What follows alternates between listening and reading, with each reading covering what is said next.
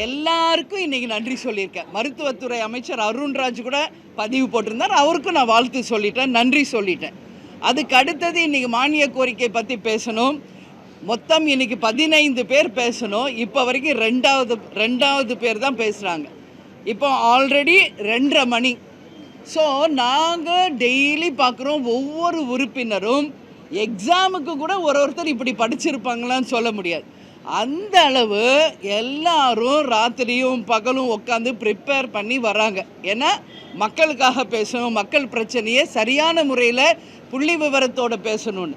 ஆனால் இங்கே வந்து பார்த்தா ஏறக்குறைய 1 hour தான் மக்களை பற்றி பேசுகிறாங்க. மீதி அத்தனை ஹவர்ஸும் வெறும் சண்டை தான் போயிட்டுருக்குங்க. வெறும் சண்டை தான் போகுது. இதனால் மக்களுக்கோ நாட்டுக்கோ எந்த பிரயோஜனமும் கிடையாது. நானும் பொறுமையாக பார்த்துக்கிட்டே இருக்க. இந்த மானிய கோரிக்கை தொடங்கினதில் இருந்து 1 hour தான் மக்களுக்காக பேசுகிறாங்க. மீதி அத்தனை மணி நேரம் வெறும் சண்டை தான் போகிறது.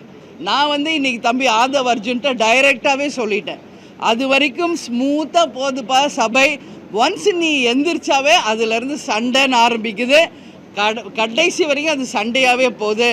அதனால் தயவு செஞ்சு நீங்கள் பேசாதீங்க அப்படின்னு தம்பி ஆதவ் அர்ஜுனுக்கு உரிமையோடு நான் சொல்லியிருக்கேன். ஏன்னா இன்றைக்கி மக்கள் பூராமே லைவில் பார்க்குறாங்க. இந்த லைவ் கிடைக்கணுன்னு தான் கேப்டன் போராடி லைவ் வாங்கினார் சட்டசபை நிகழ்ச்சிக்கு. ஆனால் இந்த லைவில் எல்லோரும் இந்த 2 நாள் நான் விருதாச்சலம் எல்லா ஊரில் மக்கள் பார்க்குறேன். இவ்வளோ நாள் இன்ட்ரெஸ்டிங்காக இருந்துச்சு லைவ் பார்க்க. இப்போ என்ன சட்டசபையா இல்லை சண்டை சபையா அப்படின்னு கேட்குறாங்க. யாரும் இப்போ டிவி பார்க்குறது இல்லையா, எல்லாம் ஆஃப் பண்ணிடுறாங்க. ஏன்னா டைம் வேஸ்ட்டு, எல்லாருடைய டைம் வேஸ்ட்டு. இது மக்கள் வரி பணத்தில் நடக்குதுங்க இந்த சட்டசபை. ஒரு நாளைக்கு எவ்வளோ செலவாகுது என்பதை அரசாங்கத்துக்கிட்ட கேளுங்க, தெரியும். அப்போது நம்ம பர்சனல் ஈகோக்கும் நம்ம பர்சனல் சண்டைக்கும் சட்டசபையை பயன்படுத்தக்கூடாது. இது மிக மிக மிக தவறான ஒரு முன்னுதாரணம். பொதுக்கூட்டத்தில் போய் பேசுங்க, வெளியே போய் பேசுங்க உங்கள் கருத்துக்களை. சட்டசபையில் மக்களுக்காக மட்டும்தான் பேசணும். என்ன மானிய கோரிக்கையோ அதை பற்றி பேசணும். அவங்க தொகுதிக்கு அந்த மானிய கோரிக்கையில் அரசாங்கம் என்ன செய்ய வேண்டும் என்பதை துறை சார்ந்த அமைச்சர்களிடம் பேசணும். ஆனால் இங்கே அது நடக்கவே மாட்டேங்குது. அதனால் பேரவைத் தலைவர்கிட்டையும் நான் நேரடியாக சொல்லிட்டேன். மொத்த சட்டசபை உறுப்பினர்களுக்காக தான் இன்றைக்கி நான் பேசியிருக்கேன். எல்லாருக்கும் வாய்ப்பு கொடுங்க. அத்தனை பேரும் அவங்க தொகுதியை பற்றி பேச வாய்ப்பு கொடுங்கள் பேரவைத் தலைவரை அப்படின்னு தான் கேட்டிருக்கேன். எல்லோருமே சந்தோஷப்பட்டாங்க. நான் சொல்கிறது ஒரே ஒரு விஷயம், நான் பொதுவாக தான் பேசுவேங்க. கேப்டன் மாதிரி தான். சட்டசபையில் மக்களுக்காக பேசுங்க, மக்கள் உரிமைக்காக பேசுங்க, அவங்க தொகுதிக்காக பேசுகிறதுக்கு அலோவ் பண்ணணும்னு சொல்லி நான் கேட்டிருக்கேன். நாளையிலிருந்து நிச்சயம் அது நடக்கும் என்றும் நான் எதிர்பார்க்கிறேன். என்னை பொறுத்த வரைக்கும் இன்றைக்கி நான் பேசியிருக்கணும். என்னுடைய விருதாச்சலம் தொகுதியில் இன்றைக்கு இந்த துறை சார்பாக நான் அவையில் பதிய வைக்கணும்னு நினச்சதை ப்ரெஸ் பீப்புள் உங்கள் முன்னாடி சொல்கிறேன். ஏன்னா உங்ககிட்ட சொன்னால் இன்றைக்கி 4 தூண்களில் ஒரு தூண் நீங்கள். நிச்சயம் இது மக்களிடையும் சேரும், அரசாங்கத்தினிடையும் சேரும், முதலமைச்சர்ட்டையும் போய் சேரும். வேப்பூரில் புதிதாக கல்லூரி கட்டப்பட்டுள்ளது. அங்கே மாணவர்கள் தங்கி படிக்க விடுதிகளை அமைத்து தர வேண்டும். ஏன்னா இன்றைக்கி நம்ம யார் பற்றி பேசுகிறோம்? பிற்படுத்தப்பட்டோர், மிகவும் பிற்படுத்தப்பட்டோர், சிறுபான்மையினர் பற்றி பேசும்போது அவங்களுக்கான குரலாக நம்ம சட்டசபையில் எதிரொலிக்கணும். இன்றைக்கி கவர்மெண்டோடைய ஹாஸ்டல்ஸ் எல்லாம் நம்ம பார்க்குறோம். எந்த அளவு ஒரு தரம் இல்லாமல், எந்த அளவு உணவு சரி, பில்டிங்ஸும் சரி தரம் இல்லாமல் இருக்குது. அந்த ஹாஸ்டல்ஸ் எல்லாமே, அது கவர்மெண்ட் ஸ்கூலாக இருக்கட்டும், ஹாஸ்டல்ஸாக இருக்கட்டும், இந்த அரசு கவனத்திலே கொண்டு நிச்சயமாக அவற்றை மிக சீரோடும் சிறப்போடும் கொண்டு வரணும்னு சொல்லி நான் கேட்டிருக்கேன். அதே போல் இங்கே பலன் பெறும் வகையில் இங்கே நல வாரியம் அமைத்து கொடுத்து பொருளாதார ரீதியாக இந்த சிறுபான்மையினரை உயர்த்த வேண்டியது ஒரு அரசாங்கத்தின் கடமை. எனவே ஒரு நல வாரியம் விருதாச்சலத்தில் அமைத்து தரணும்னு சொல்லி நான் கேட்டிருக்கேன். அதே மாதிரி இடஒதுக்கீட்டை முறையாக செயல்படுத்தி மக்கள் தொகை கணக்கு எடுத்த பிறகு அந்த இடஒதுக்கீட்டை முறையாக செயல்படுத்தி எல்லாருக்கும் ஒரு சமமான வாய்ப்பை தர வேண்டும் என்பதையும் இன்றைக்கி நான் கேட்டிருக்கேன்.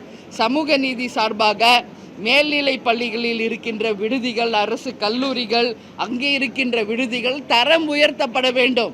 இன்றைக்கி ஒரு கவர்மெண்ட் ஸ்கூல் நம்ம போய் பார்க்குறோம், எப்படி இருக்குது? இதே ஒரு தனியார் ஸ்கூல் எப்படி இருக்குது, ஒரு கவர்மெண்ட் காலேஜ் எப்படி இருக்குது, தனியார் காலேஜ் எப்படி இருக்குது? ஏன் ஒரு அரசாங்கம் நினச்சா தனியார் கல்லூரிக்கு இணையாக காலேஜ் கீழே நம்ம கவர்மெண்ட் காலேஜ் கொண்டு வர முடியாதா? ஒரு தனியார் ஸ்கூலுக்கு ஈக்குவலாக ஸ்கூல் கொண்டு வர முடியாதா? ஏன் கொண்டு வர மாட்டேங்கிறாங்க? இப்படி சண்டை போட்டுக்கிட்டே இருந்தால் எப்படி மக்களுக்கு நல்லது பண்ண முடியும்?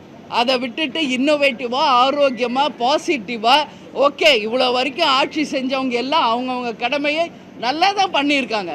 செய்யாமல் ஒன்று இந்த நாடு இவ்வளோ தூரம் வளரல. அட்லீஸ்ட் இப்போ உங்களுக்கு புதுசு வாய்ப்பு கிடச்சிருக்கா?